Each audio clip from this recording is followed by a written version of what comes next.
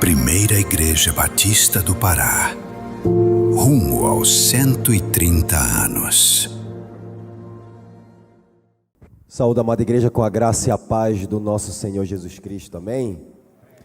Meus irmãos, nós estamos estudando o livro de Efésios aos domingos à noite, e depois de expor nos 3 primeiros capítulos o eterno plano de redenção de Deus e a nova e gloriosa identidade dos crentes em Cristo, tanto individual quanto coletiva, Paulo vai iniciar aqui a segunda metade da carta preocupado com a vida prática das pessoas, preocupado com a santidade delas, exortando os crentes a viver de modo digno de Deus.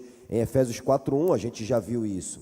E esse viver do modo digno de Deus envolve coletivamente preservar a unidade da igreja, visando maturidade espiritual. Mas essa unidade, eu estou apenas relembrando você, essa unidade voltada à maturidade, ela não se sustenta sem santidade pessoal, assim como a santidade não é resultado automático da unidade. Assim, Paulo vai destacar aqui para nós que compreender a nova identidade em Cristo e viver de modo digno dela implica uma transformação que alcança não apenas a vida coletiva, a vida da igreja, na busca pela unidade, mas também alcança a vida pessoal na prática da santidade.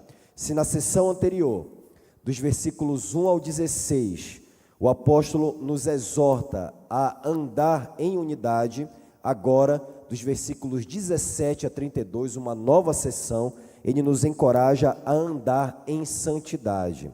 Primeiro, andar em unidade, agora andar em santidade. Nesta passagem, Paulo apresenta aqui, irmãos, o andar em santidade, a maneira de um mestre por excelência. Primeiro, por meio de uma descrição negativa, como o crente não deve andar.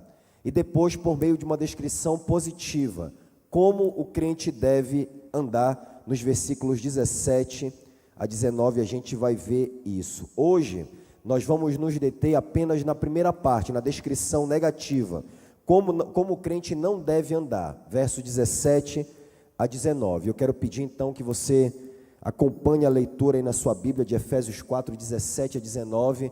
Eu vou ler na tradução da Almeida Revista e Atualizada.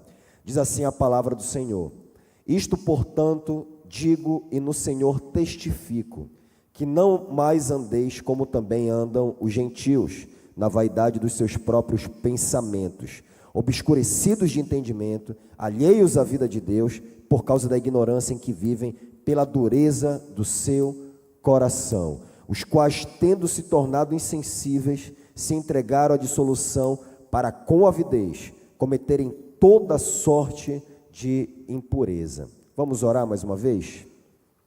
Senhor Deus, nós estamos reunidos aqui na Tua presença, em torno da Tua santa palavra, que é lâmpada para os nossos pés e luz para os nossos caminhos.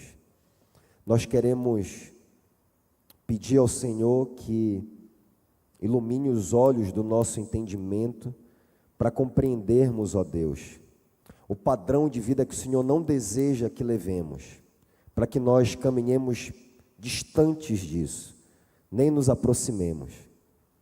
Ajuda-nos, Senhor, a ter clara percepção do que a Tua palavra diz aqui essa noite e o Senhor deseja comunicar para o Teu povo.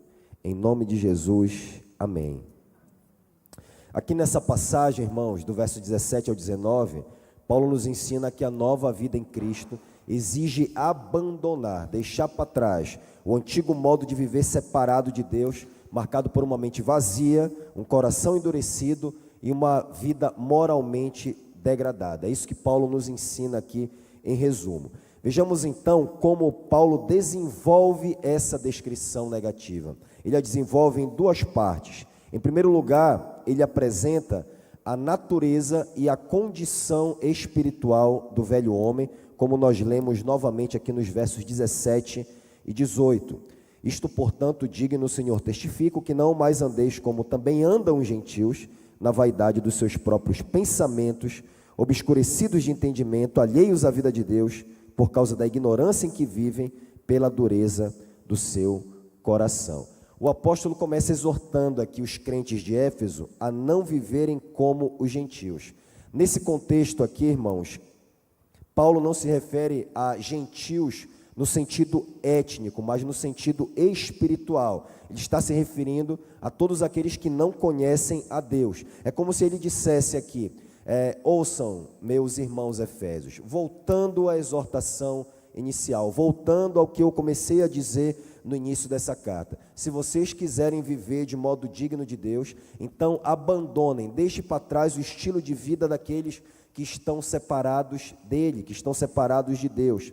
Em outras palavras, então, irmãos, os efésios não deveriam viver a maneira antiga quando não conheciam a Deus. E Paulo afirma isso, não como uma sugestão, mas como uma exortação apostólica feita no Senhor, ele diz, ou seja, na esfera de autoridade do próprio Cristo. Senhor aqui se refere a Cristo nessa carta. E como é, afinal, o estilo de vida daqueles que estão separados de Deus? Seguindo o fluxo do texto, Paulo explica aqui, antes de tudo, que esse modo de viver, a prática da pessoa que não conhece a Deus, tem como base uma natureza corrompida pelo pecado, evidenciada por uma série de causas e efeitos que ele vai descrever aqui. A primeira característica dessa condição é a vaidade dos seus próprios pensamentos, ele diz. A palavra grega aqui traduzida por vaidade não é algo que nós costumamos pensar no significado moderno, que alguém vaidoso, alguém que se ama muito, alguém que liga muito para a aparência. Pode ter a ver com isso, alguém que é vaidoso, está de alguma maneira envolvido no sentido dessa palavra, mas não é nesse sentido moderno aqui que Paulo está falando. Essa palavra vaidade aqui, ela transmite a ideia de futilidade, de vazio ou inutilidade do ser humano.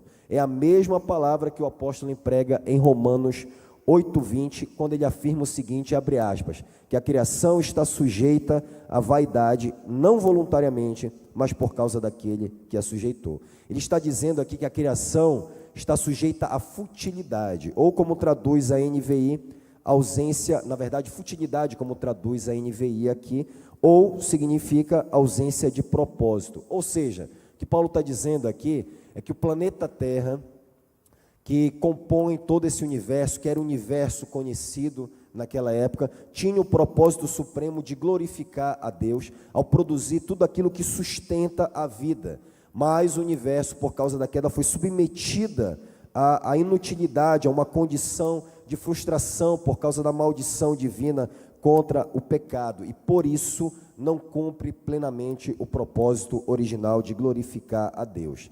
E de maneira semelhante, Paulo está dizendo, irmãos, aqui em Efésios 4, que os pensamentos do homem, ou seja, a sua capacidade de compreensão, tornaram-se sem propósito por causa da queda. E qual era esse propósito original dos pensamentos humanos?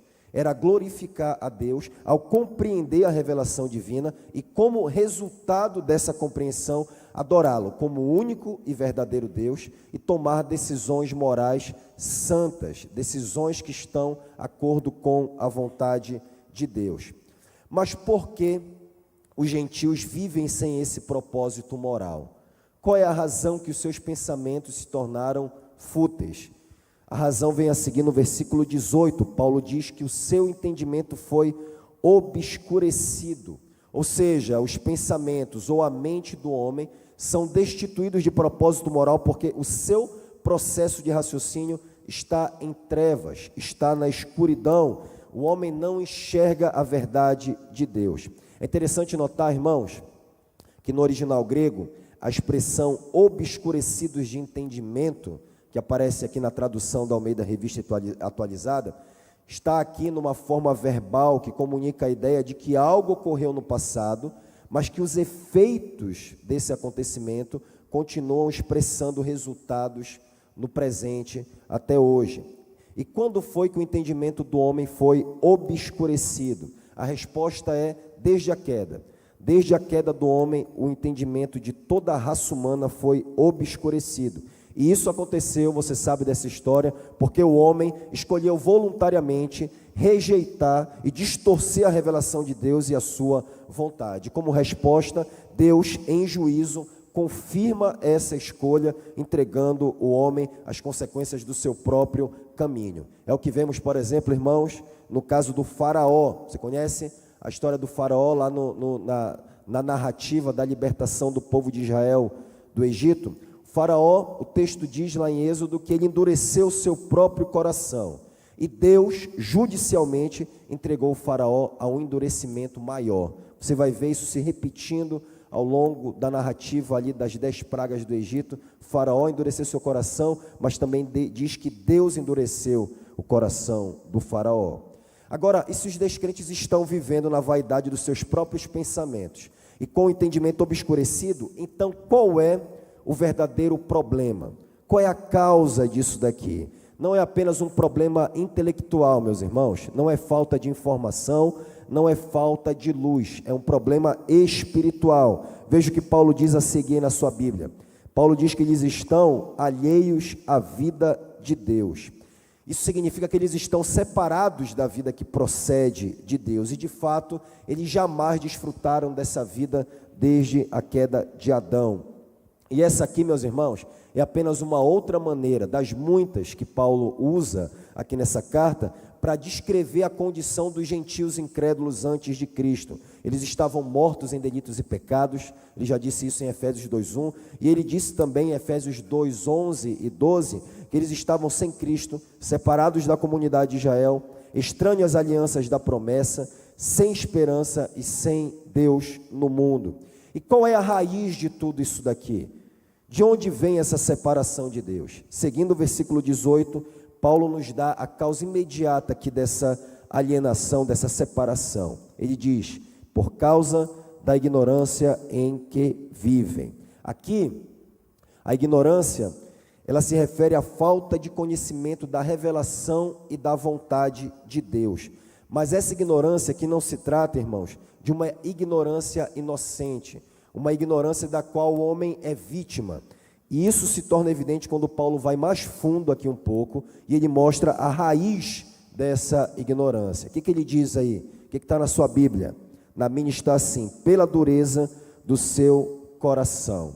A gente já viu lá em Efésios 1:18 que o coração diz respeito ao homem interior, ao centro do ser humano, a sua dimensão mais profunda, não apenas a sede das emoções, não apenas o órgão onde a gente se apaixona, por assim dizer, mas é aquela dimensão mais profunda do homem, aquela que integra intelecto, emoção e vontade. Em outras palavras, o coração é aquilo que governa pensamentos, desejos e decisões, inclusive decisões morais e religiosas. O coração governa tudo isso. Portanto, irmãos, a ignorância, ela não é, repito, simplesmente ausência de conhecimento ou falta de acesso à luz da revelação de Deus, mas é resultado de um coração que resiste e rejeita deliberadamente a verdade de Deus. O coração, para usar uma analogia, é como um bloco de chumbo. A luz do sol brilha, mas não consegue penetrar. Não por falta de luz, não porque a luz do sol não brilha, mas porque o chumbo resiste, por causa da resistência do próprio material a essa luz. Até aqui então, irmãos, nós vimos o que está por trás dessa vida sem Deus, a natureza corrompida do homem incrédulo. Mas o pecado, ele não permanece apenas no interior. O pecado não é apenas uma realidade interna, ele inevitavelmente se manifesta na nossa conduta. É exatamente isso que Paulo passa a nos mostrar aqui agora. A prática pecaminosa do velho homem é fruto natural do seu caráter corrompido. Por isso que Paulo afirma aqui no versículo 19, você segue acompanhando aí na sua Bíblia. A gente vai cobrir toda a explicação do texto e depois aplicá-lo. Paulo diz, os quais, tendo se tornado insensíveis, se entregaram à dissolução para, com avidez, cometerem toda sorte de impureza. Antes de descrever aqui o modo de vida gentil, Paulo menciona mais uma característica corrompida deles. E qual é essa característica? É a perda de sensibilidade em relação a Deus. Isso daqui, irmãos, que Paulo está dizendo, é que eles alcançaram um estado de entorpecimento moral e espiritual. Eles estão anestesiados moral e espiritualmente. Eles não sentem mais nada. Eles estão cauterizados. Assim como um corpo calejado já não sente a dor do toque, o incrédulo, por causa do pecado, perde a sensibilidade em relação àquilo que é certo e errado. Veja então a gravidade desse quadro que Paulo está descrevendo, está desenhando aqui, e vamos reconstruir a progressão apresentada pelo apóstolo aqui de trás para frente. Veja só, um coração endurecido gera ignorância em relação à verdade de Deus. A ignorância conduz à alienação à vida de Deus. E essa alienação se manifesta em um entendimento obscurecido. E o entendimento obscurecido resulta em uma vida marcada pela vaidade, pela futilidade, pelo vazio dos próprios pensamentos. E essa degradação progressiva, irmãos, que vai do coração à mente, da mente à relação com Deus, e da relação com Deus à insensibilidade espiritual e moral, e essa degradação aqui, essa insensibilidade, não é o ponto final, não é onde termina, onde culmina tudo. Ela abre caminho para algo mais grave ainda. O que Paulo diz? Para onde essa insensibilidade leva? Se entregaram à dissolução, para com avidez cometerem toda sorte de impureza. A ideia aqui, irmãos, é de uma entrega deliberada à prática do pecado, sem qualquer consideração, sem se importar com o que Deus ou as pessoas dizem. Essa pessoa aqui está desavergonhada, descarada no pecado, uma vez que ela entrou nesse estado de insensibilidade. E qual é o propósito dessa entrega sem limites ao pecado? O que Paulo diz aqui? É cometer toda sorte de impureza. E isso daqui, essa toda sorte de impureza, como a palavra toda já pressupõe, não se trata apenas de um pecado específico como a impureza sexual. Isso está envolvido, mas é muito mais amplo do que isso daí. Isso daqui diz respeito a uma vida toda dominada por múltiplas formas de corrupção moral. Além disso, irmãos, essa entrega ao pecado não apenas domina todas as áreas da vida, como também ocorre de maneira contínua e intensa. Isso é enfatizado quando Paulo afirma que os gentios buscam o pecado com avidez. Como é que está na sua Bíblia? Algumas traduções trazem ganância, cobiça. A minha mais antiga traz avidez. Em outras palavras, o que Paulo está dizendo aqui é que eles buscam o pecado com desejo cobiçoso, ganancioso, egoísta, que nunca satisfaz, desejando aquilo que pertence a outros, independentemente se isso é uma necessidade real ou não. É por isso que algumas traduções acertadamente trazem cobiça, porque é um desejo que nunca satisfaz por aquilo que não lhe pertence. O que temos aqui, portanto, é o retrato completo do velho homem não regenerado. Uma vida marcada por insensibilidade a Deus e uma busca insaciável pelo pecado. É o retrato aqui, irmãos, de alguém egocêntrico, voltado para si mesmo, que vive para satisfazer seus próprios prazeres, mesmo que isso signifique tirar vantagem dos outros, tirar aquilo que é dos outros, em vez de considerar seus pensamentos, em vez de considerar, melhor dizendo, em seus pensamentos, o que é a vontade de Deus, compreender a vontade de Deus e considerar quais são as necessidades do próximo, o que Deus deseja na minha relação com o próximo. Ao invés disso, ele está centrado em si mesmo. No fim, ele ama mais a si mesmo e o pecado do que Deus e as pessoas. Por isso, irmãos, não surpreende que em uma carta escrita por Paulo para levar os crentes de Éfeso a amarem mais a Deus e ao próximo na igreja, ao compreenderem o plano eterno de Deus e a sua nova identidade como corpo de Cristo, não surpreende então que Paulo os exorte a viver não como os incrédulos vivem, que Paulo diga a eles não viverem como gentios. É interessante que o retrato do velho homem que Paulo traça aqui em Efésios 4 é refletido praticamente da mesma maneira em Romanos 1. É a mesma ideia, só que com outras palavras. É como se um texto fosse espelho do outro, com a diferença de que Romanos nos permite enxergar esse retrato aqui, essa mesma condição espiritual, por outro ângulo, ainda com mais nitidez e detalhes. Paulo escreve em Romanos 1, 21, abra sua Bíblia lá, em Romanos 1, 21, vamos ler o texto aqui, ou parte dele que nós lemos aqui no início do culto, Romanos 1, 21, até o verso 32.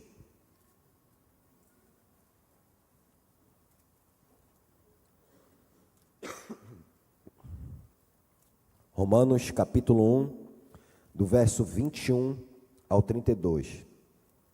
Diz assim a palavra do Senhor: porquanto, tendo conhecimento de Deus, não o glorificaram como Deus, nem lhe deram graças, antes se tornaram nulos em seus próprios raciocínios, obscurecendo-se-lhes o coração insensato, inculcando-se por sábios, tornaram-se loucos e mudaram a glória do Deus incorruptível em semelhança da imagem de homem corruptível, bem como de aves, quadrúpedes e répteis.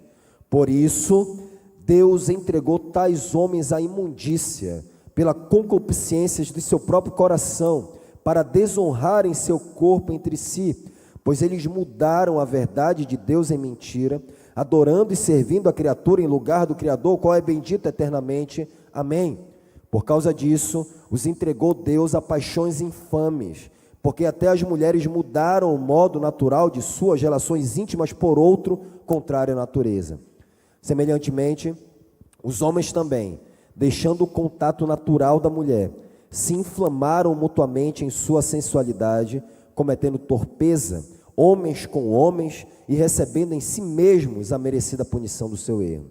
E por haverem desprezado o conhecimento de Deus, o próprio Deus os entregou a uma disposição mental reprovável para praticarem coisas inconvenientes, cheios de toda injustiça, malícia, avareza e maldade, possuídos de inveja, homicídio, contenda, dolo e malignidade, sendo difamadores, caluniadores, aborrecidos de Deus, insolentes, soberbos, presunçosos, inventores de males, desobedientes aos pais, insensatos, pérfidos, sem afeição natural e sem misericórdia.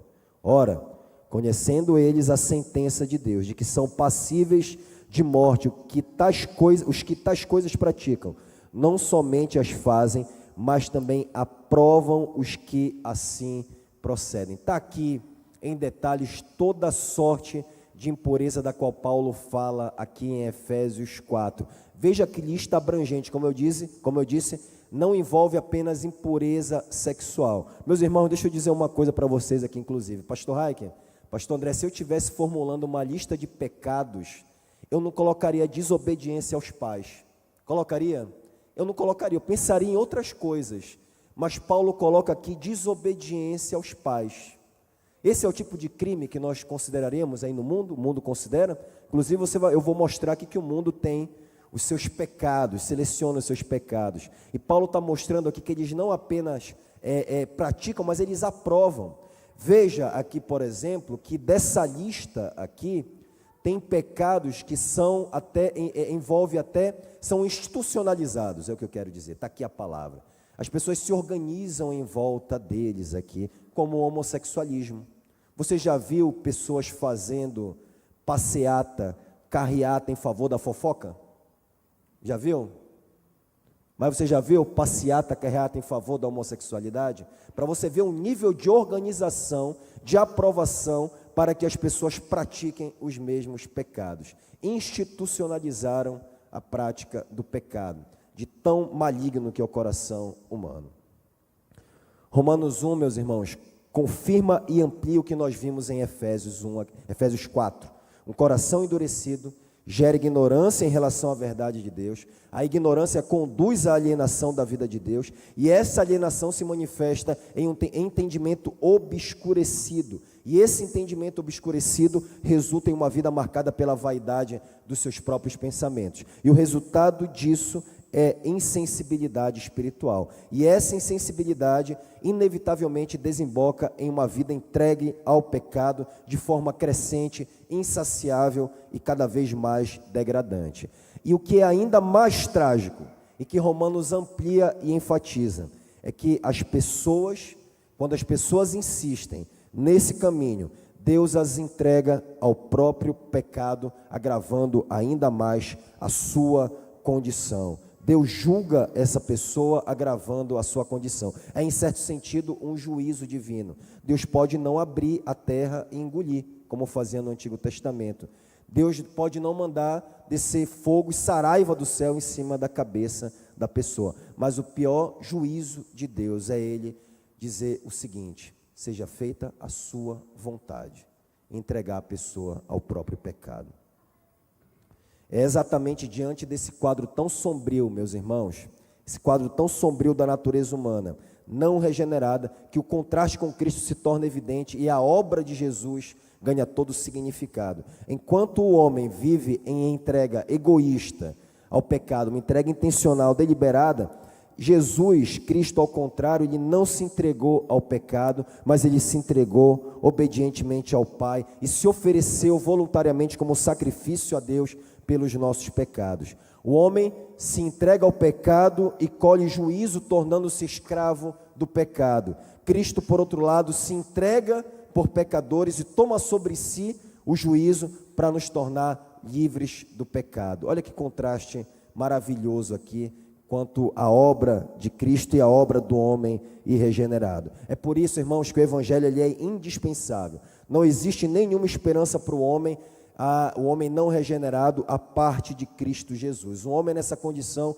está perdido fora de Cristo. E é à luz dessa obra de Cristo e dessa nova identidade dos crentes nele que a exortação de Paulo faz todo o sentido aqui. Se Cristo vivificou nossa natureza corrompida e nos libertou definitivamente de um estilo de vida pecaminoso, então não faz sentido viver como os incrédulos, escravizados ao pecado e alheios à vida de Deus. Vocês já não são mais o que eram, vocês não estão mais separados de Deus, vocês foram alcançados por Cristo e por isso não podem mais viver como antes. A nova vida em Cristo exige abandonar o antigo modo de viver, separado de Deus, marcado por uma mente vazia, um coração endurecido e uma vida moralmente degradada.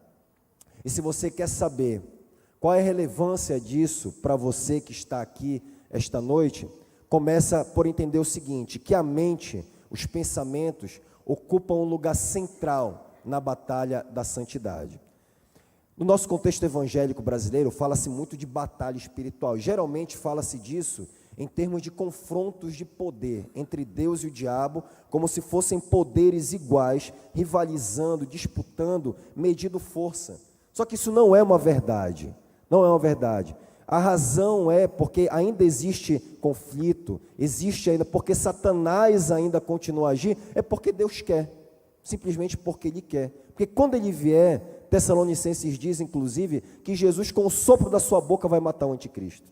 Então não tem comparação de poder. Satanás, como alguém já disse, o pastor Raik também já mencionou aqui no culto, é cão na coleira. Ele só faz o que Deus quer, o que Deus permite. Não há confronto de poder nesse sentido. A batalha é muito mais entre a verdade e a mentira. E ela é travada especialmente na sua mente. Olha para o Éden. Havia confronto de poderes lá no Éden. Foi a batalha da verdade contra a mentira desde o início. Satanás sugerindo, lançando dardos inflamados com astúcia, com artimanha, tentando perverter a verdade. E infelizmente o homem caiu. Jesus ressuscita. Lá em Mateus 28, o que acontece? A verdade vai sendo anunciada, proclamada, Jesus ressuscitou, mas ao mesmo tempo os soldados dos fariseus e os soldados romanos espalham a mentira, dizendo que Cristo não ressuscitou. A verdade e a mentira andando em paralelo, batalhando para encontrar lugar na sua mente. Onde a verdade vai se estabelecer e onde a mentira vai se estabelecer. Vai depender daquilo que você acredita. Então, é preciso que você entenda isso. Paulo começa falando da mente no versículo 17, vaidade dos seus pensamentos. Passa pelo entendimento obscurecido e pela ignorância no versículo 18. Então, e depois ele continua ainda nos versículos seguintes, quando ele fala de aprender de Cristo, versículo 20, em ser instruído nele, no versículo 21, e mais adiante no versículo 23, menciona novamente o entendimento, como afirma Provérbios 23, 7. Porque como imaginou no seu coração, assim o homem é. Em outras palavras, antes de viver como o mundo, você começa a pensar como o mundo. A mente tem um papel, ocupa um lugar central na batalha pela santidade. O mundo, meus irmãos, tendo o entendimento enegrecido pelo diabo, pensa de forma completamente diferente sobre a revelação de Deus, que deve ser o objeto supremo da compreensão dos processos de raciocínio humanos, dos pensamentos humanos. E como é que o mundo hoje pensa sobre a revelação de Deus? O que o mundo pensa sobre Deus? O mundo pensa que Deus pode até existir. E se existe, ele é reduzido a uma ideia vaga de amor. Um amor distorcido, um amor esvaziado de verdade, que não confronta o pecado, que não exige arrependimento e que não interfere na vida prática. O Deus do mundo não é um Deus santo. E, inevitavelmente, essa visão distorcida de Deus também produz uma visão distorcida do pecado. Se Deus não é santo, o pecado também deixa de ser grave. Assim, o pecado é tolerado aí no mundo e relativizado.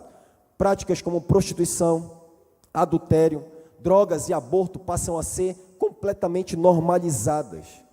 Em outros casos, o pecado é patologizado. Aquilo que as escrituras chamam de concupiscência ou vício, a ciência moderna frequentemente trata como dependência, transtorno ou trauma. Além disso, o pecado também acaba sendo redefinido e limitado a certos comportamentos estabelecidos a partir de critérios culturais, muitas vezes de forma bastante subjetiva, inconsistente e irresponsável.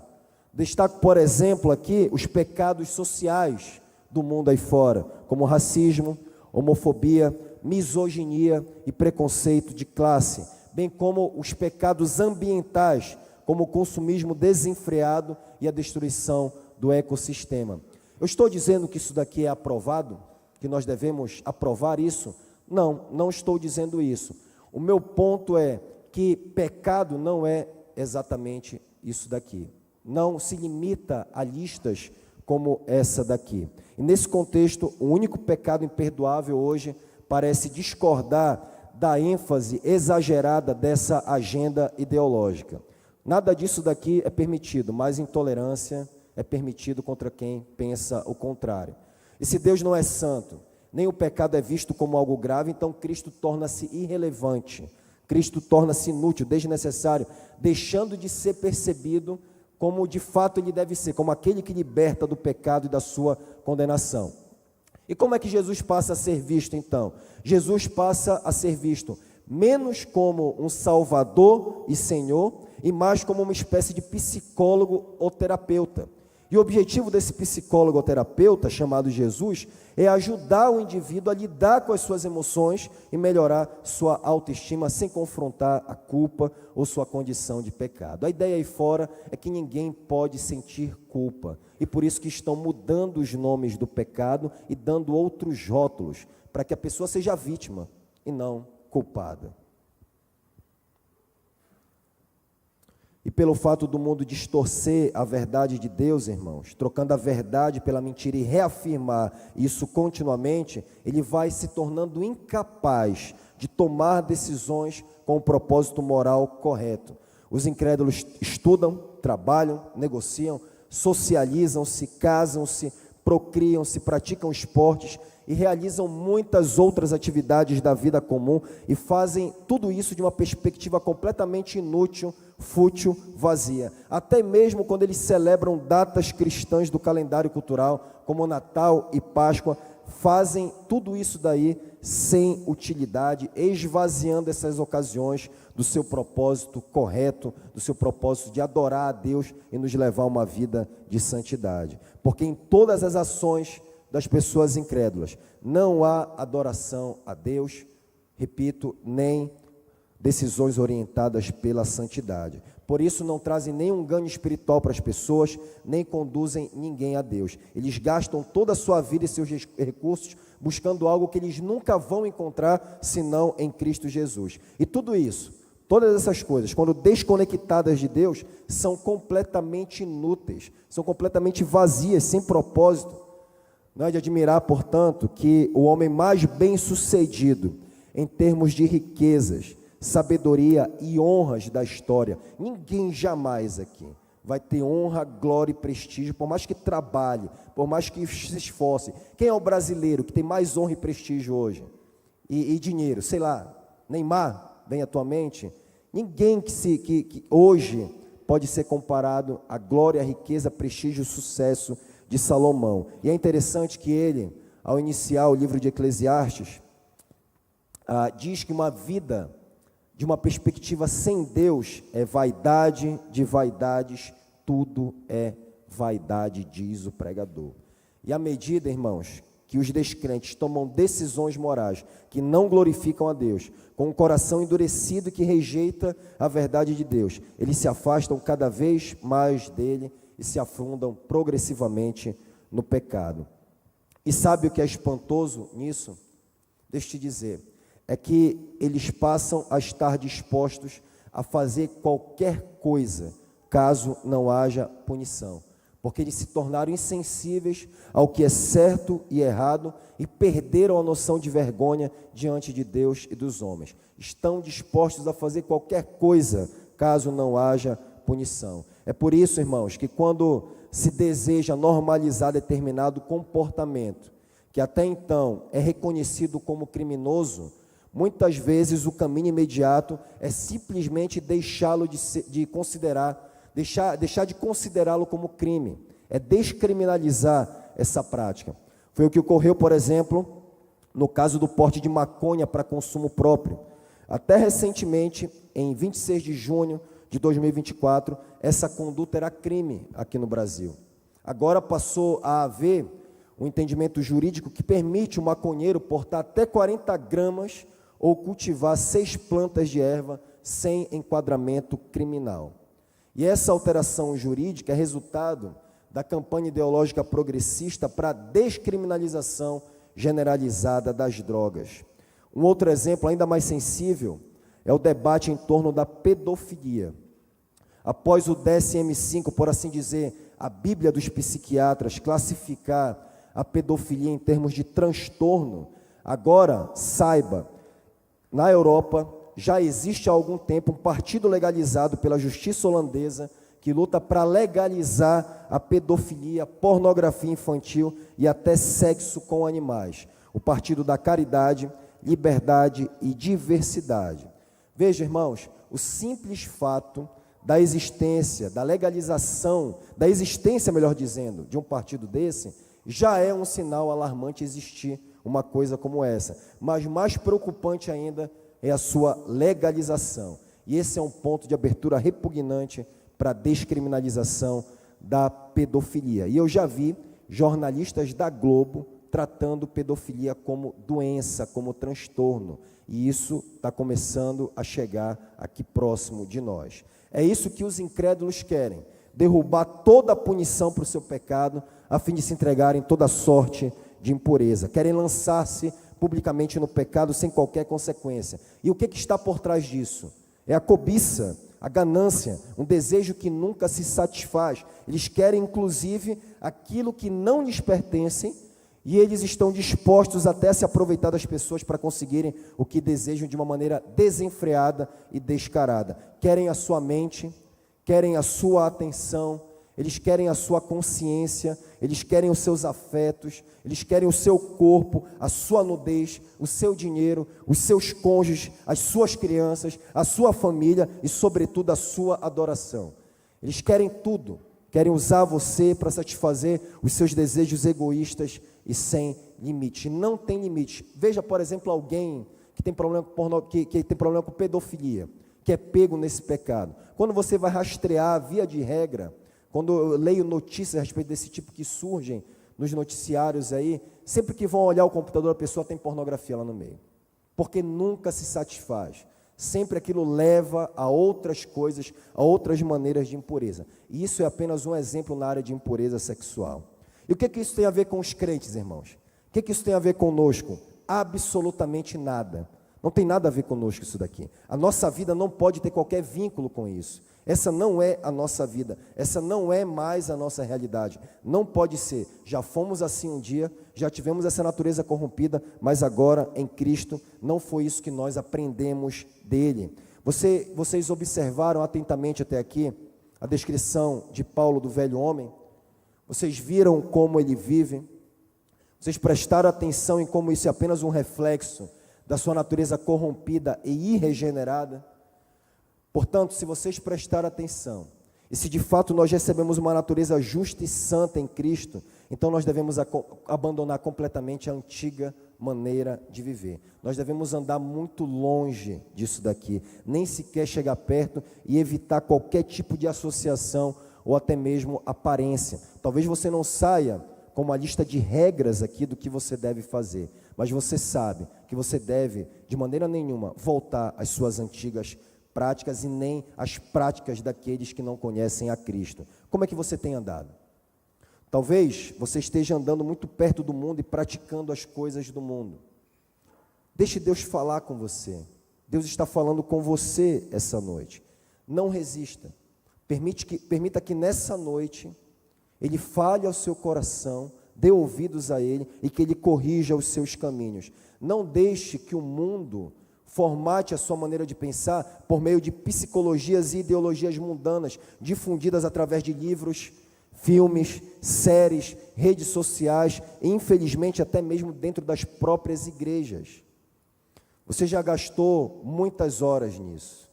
Você já gastou muito tempo nisso, como eu gastei também no passado, em comparação com o tempo que hoje você está dedicando ao estudo das Escrituras. Portanto, meu irmão, meu amado, livre-se dessas coisas antigas. Coloque o velho homem imundo, fedorento para fora. Coloque ele para fora. Se revista do novo homem, que é o que Paulo vai dizer mais adiante. Revista-se de novos pensamentos e atitudes moldados, formatados pela verdade de Deus. Comece travando a batalha da santidade pela mente. Mas não apenas isso. Pare também de tomar decisões como se Deus não existisse, de uma maneira ímpia, sem propósito de santidade e, no fim, inútil. Nada disso vai permanecer quando Cristo voltar ou quando nós estivermos na sua presença.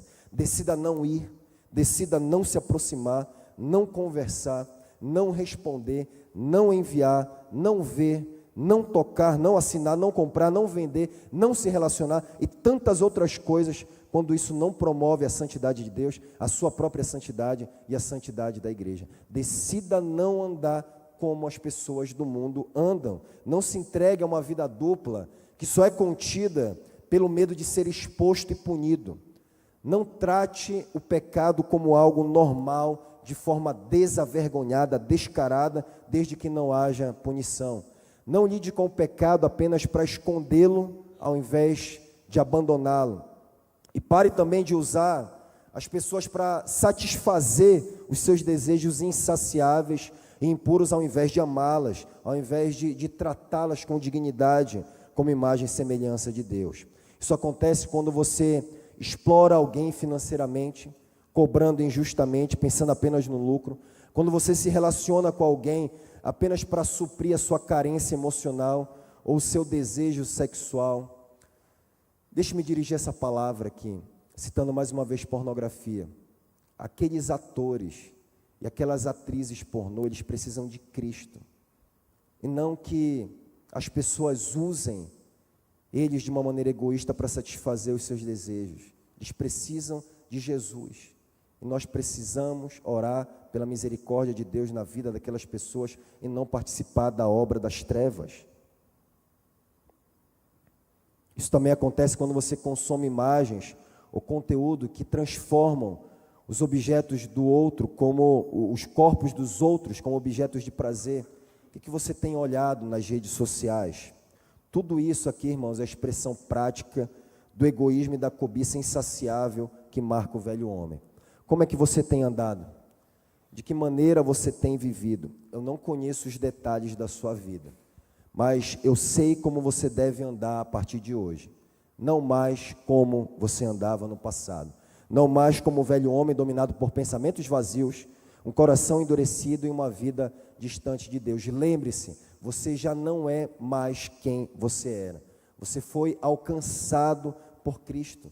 Ele morreu por você. Ele levou sobre si o juízo que era seu, para que você não precise mais viver escravizado pelo pecado. Essa é uma boa notícia para nós. Essa é a nossa realidade. Portanto, não negocie com o pecado. Abandone hoje aquilo que você sabe que precisa abandonar. Eu não sei, talvez as pessoas não saibam, mas Deus sabe.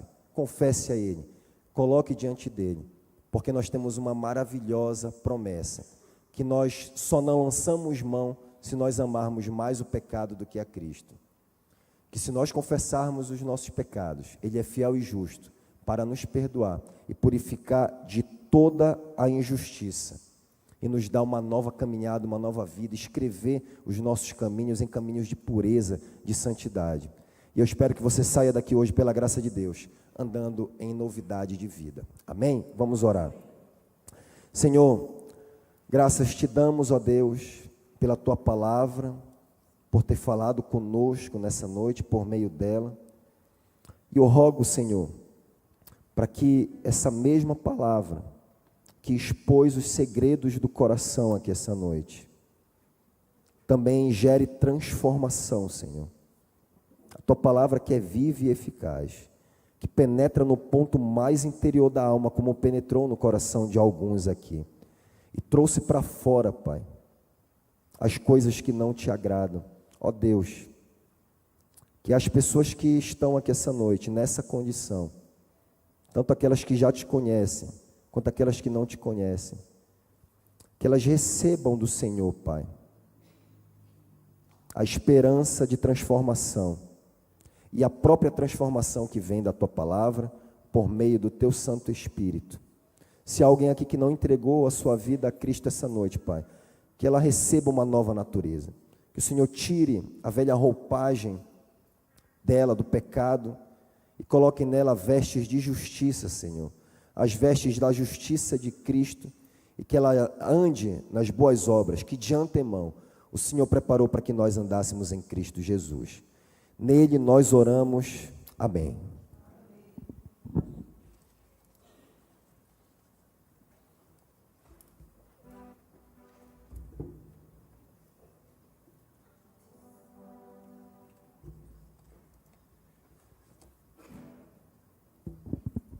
Diante de tudo que nós acabamos de ouvir, eu acho que cabe uma pergunta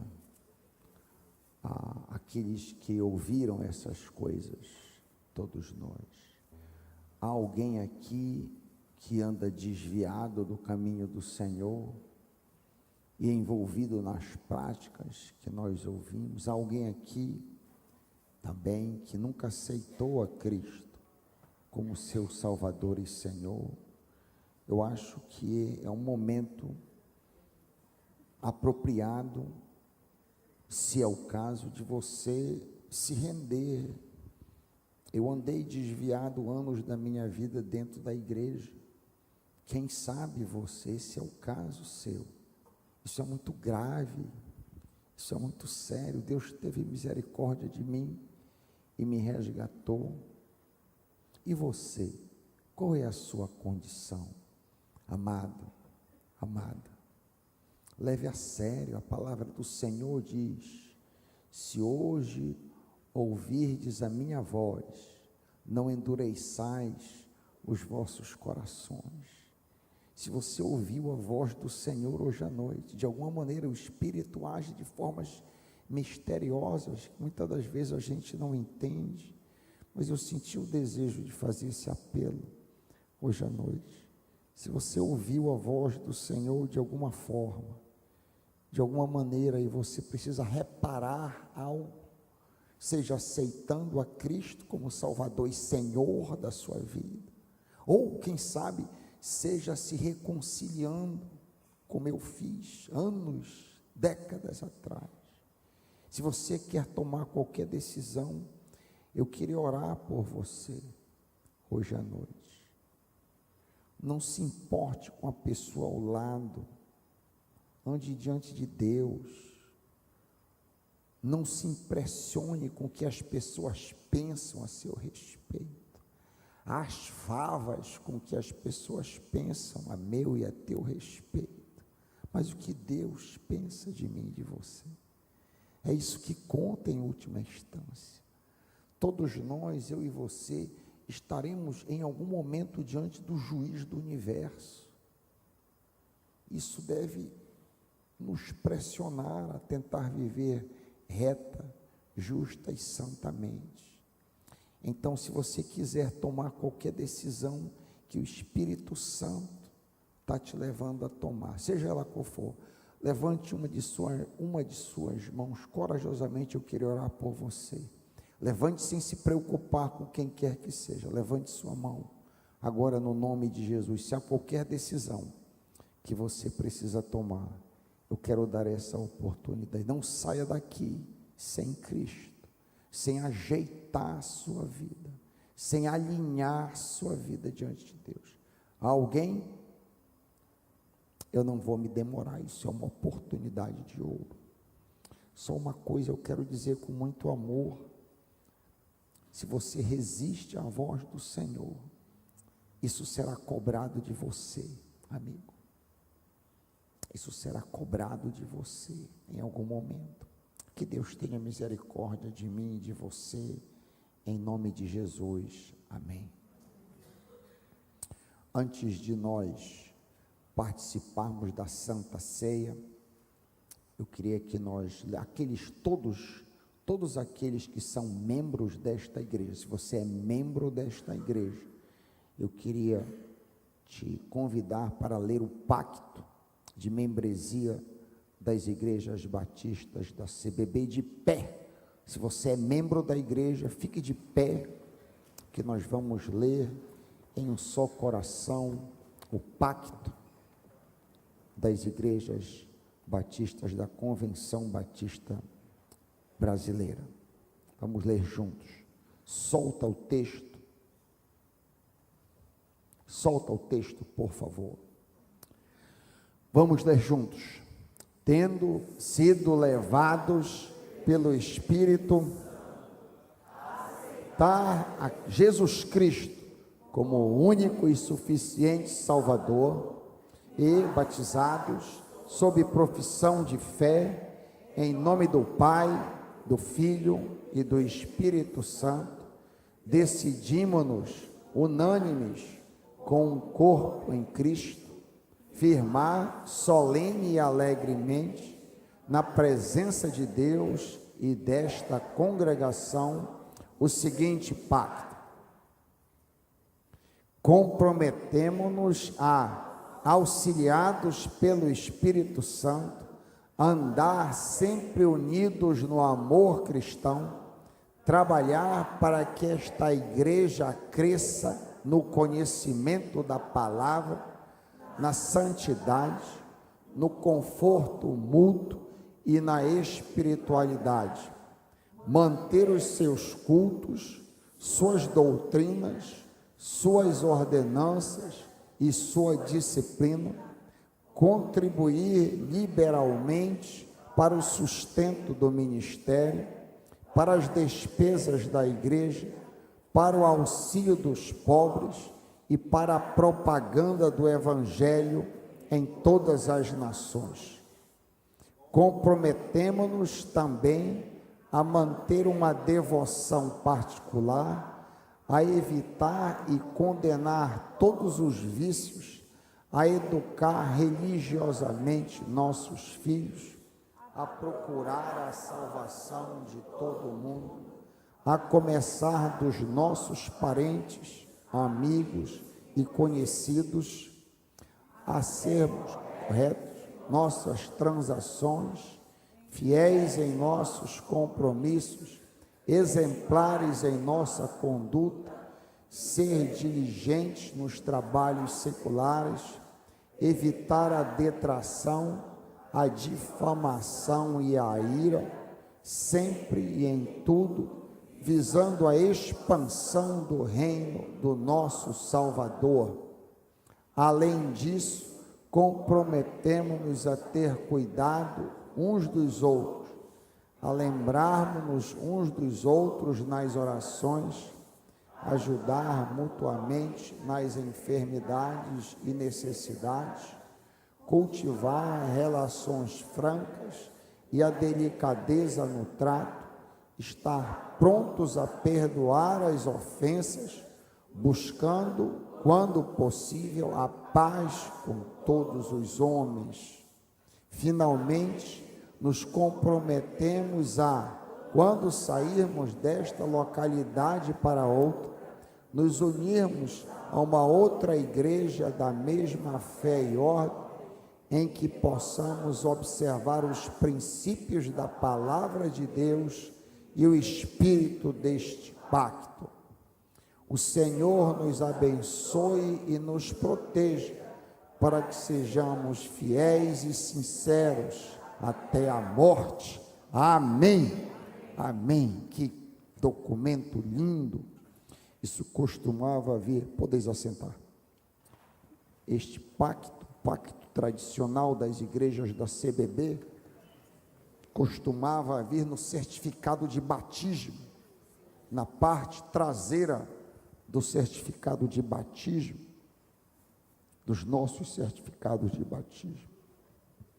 Os membros da igreja leram o pacto, estão obviamente aptos a receber a ceia. Você que não é membro desta igreja, mas é um crente em Cristo Jesus, você que não é membro desta igreja, mas ama a Jesus, você foi batizado por imersão, segundo as Escrituras, você está em comunhão com a sua igreja local, você é bem-vindo a participar da mesa do Senhor. Todo crente em Cristo Jesus que o ama e que o tem como Salvador e Senhor é bem-vindo à mesa do Senhor.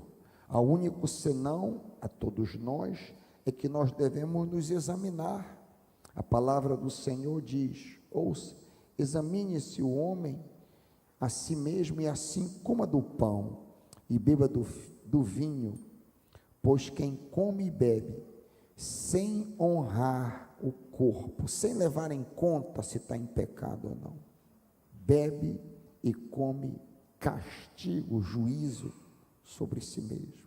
Então esse é o momento de nós alinharmos as nossas vidas, como eu estava dizendo ainda há pouco.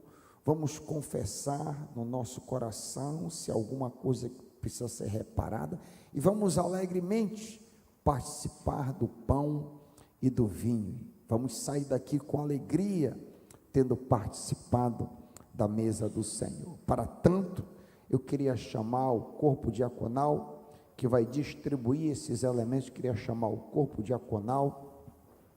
Você vai receber estes elementos, vai mantê-los em mãos, e aí no momento apropriado nós vamos participar do pão e do vinho juntamente, símbolo da unidade do corpo de Cristo, corpo físico e metafísico, corpo espiritual de Cristo Jesus, unidos nesta igreja, nesta noite. Vamos distribuir os elementos. Podemos distribuir.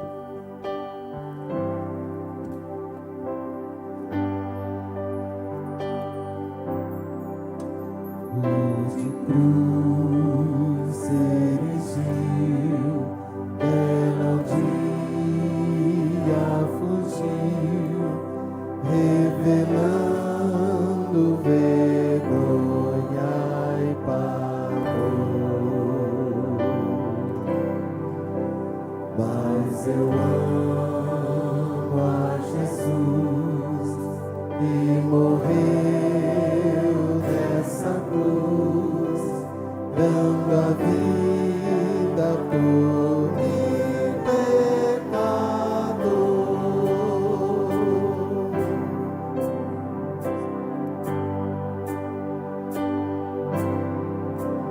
Larga glória dos céus, o poder de Deus, ao Calvário humilhante baixou.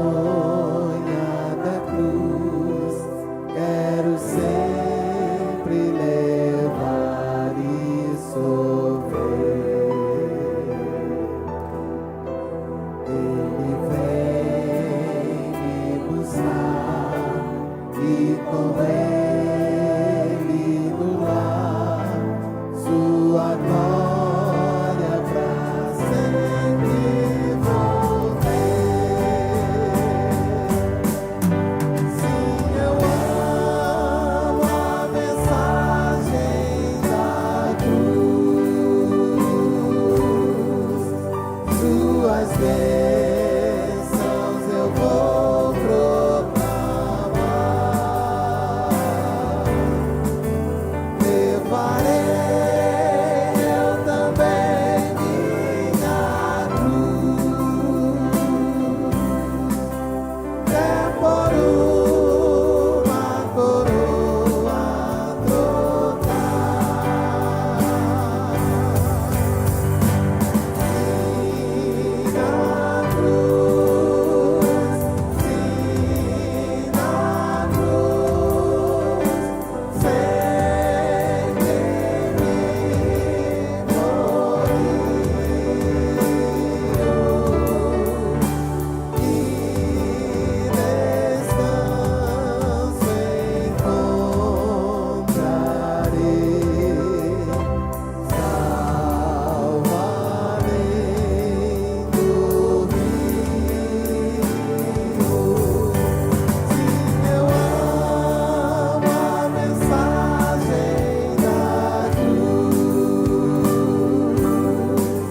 Suas bênçãos eu vou proclamar. Levarei eu também minha cruz, é por uma coroa trocar, é por uma coroa trocar.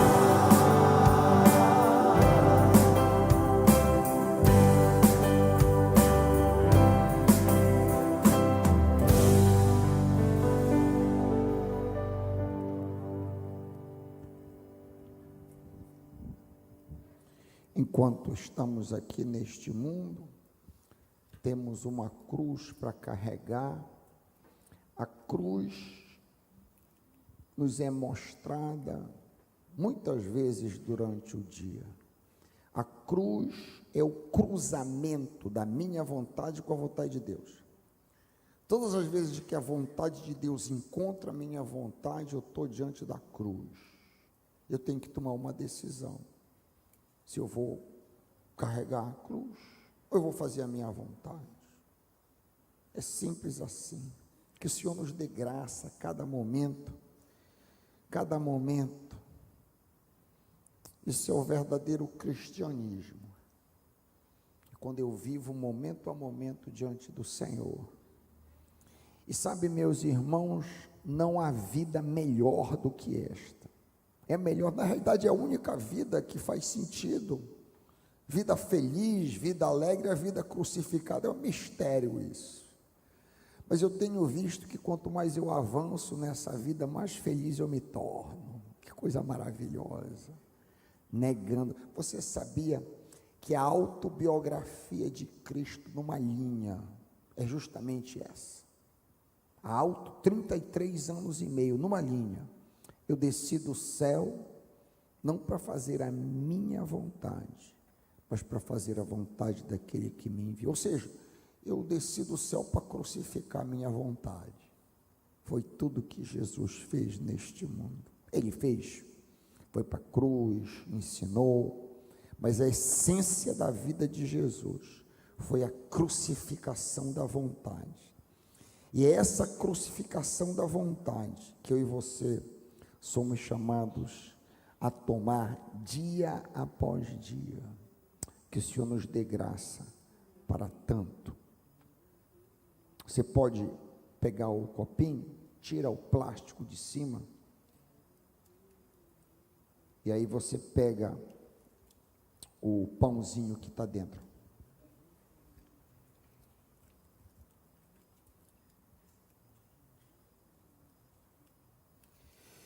Tendo se autoexaminado, tendo confessado os seus pecados ao Senhor, limpo e preparado para receber o Senhor no seu coração, ouça as santas palavras que muitos de nós já sabem quase que decor. Aquilo que recebi do Senhor, diz Paulo, eu também vos entrego, que o Senhor Jesus, da noite em que foi traído, tomou o pão, E tendo agradecido, partiu e disse: isto é o meu corpo que é dado por vós. Fazei isso em memória de mim. Vamos fazer juntos, vamos participar juntos.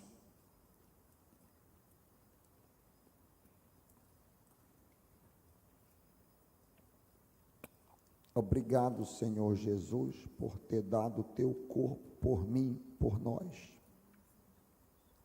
Nos ajuda a te dar o nosso corpo, dar a nossa mente, o nosso coração, a nossa vida a ti, como tu destes a nós. Nos fortalece através deste pão. Amém. Agora você pode tirar cobertura prateada de cima do copinho.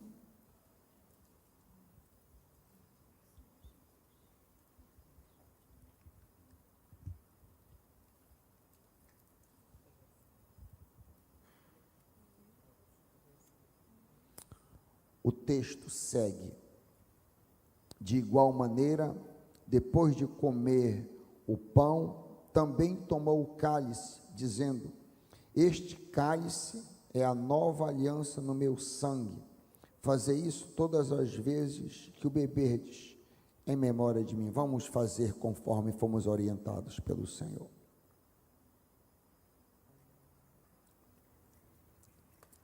Obrigado, Senhor Jesus, por ter derramado o teu sangue, ter escolhido derramar o teu sangue em nosso favor, pagando a nossa conta. Ó Pai, me ajuda meus irmãos a não tratar o teu sangue como água de torneira. Nos ajuda a valorizá-lo, sabendo que foi pago um alto preço, para que nós pudéssemos ser comprados do mercado, do mundo, do diabo e da carne. Me ajuda, Pai, ajuda os meus irmãos a viver santamente diante de Ti. Fortalece-nos através destes elementos, espiritualmente, alimenta-nos através destes elementos. Nós te pedimos, nos dá mais vida, mais força, mais energia para vivermos vidas vitoriosas. Gratos, muito gratos, nós oramos em nome de Jesus, e o povo de Deus concordando diz: amém.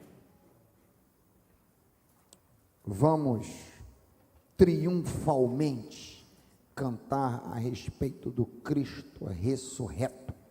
De pé, vamos cantar.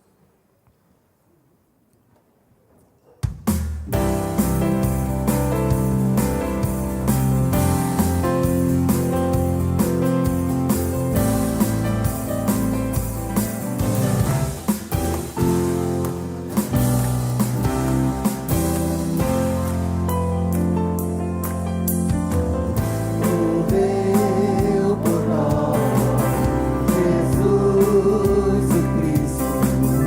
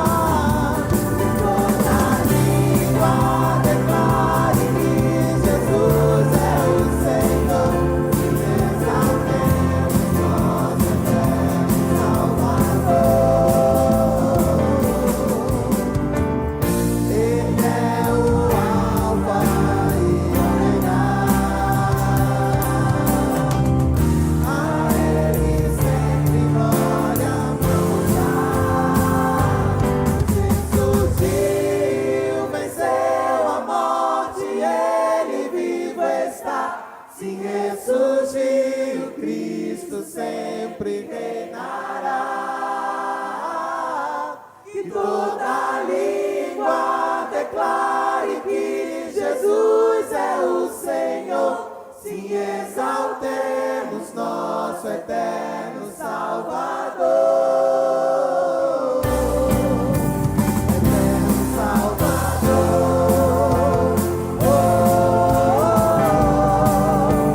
Eterno Salvador.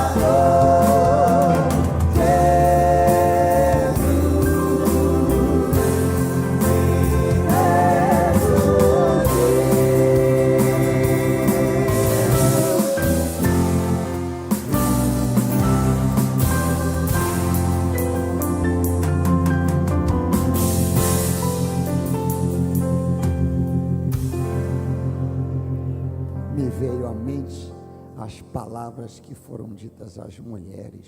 Quem busca, ele não está aqui, ele ressurgiu, ele ressuscitou, aleluia, aleluia, ele ressuscitou dentre os mortos e vive para sempre. Esse é o Cristo que nós adoramos, o Deus vivo, que está nos olhando agora. Um convite breve, se você deseja participar, nós vamos ter uma cantina em prol do encontro de casais com Cristo, que rapidamente se aproxima. Se você quiser, é uma maneira de você ter um lanche e contribuir com uma causa nobre. No mais, eu te desejo uma semana muito abençoada, que o Senhor te guarde, te proteja e te abençoe, que o Senhor nos dê forças a cada dia, que o Senhor nos encha do Espírito Santo. Enche-nos do Espírito Santo para vivermos santamente cada momento. Cada momento nos guia, Senhor. Cada momento dispensa favor. Cada momento sou teu, ó Senhor. E agora que o amor de Deus, o Pai, a graça preciosa, a graça bendita de Deus, o Filho, a força, o encorajamento, a unção de Deus, o Espírito Santo, que a Santíssima Trindade, primeira, segunda e terceira pessoa, que o Deus Trino, Criador, Redentor e Consolador, esteja com todos nós durante esta semana, até nos encontrarmos outra vez, quando o povo de Deus a uma voz diz, amém. Estamos despedidos.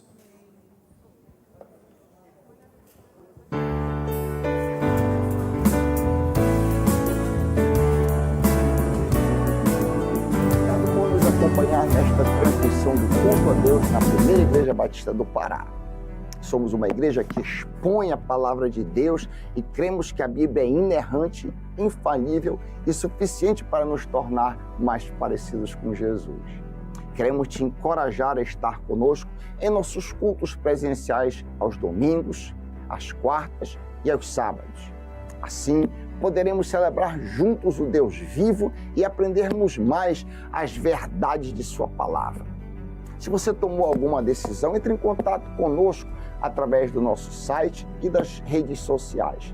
Queremos orar por você e ajudá-lo na sua caminhada com Cristo. Que Deus te abençoe copiosamente em nome de Jesus. Amém.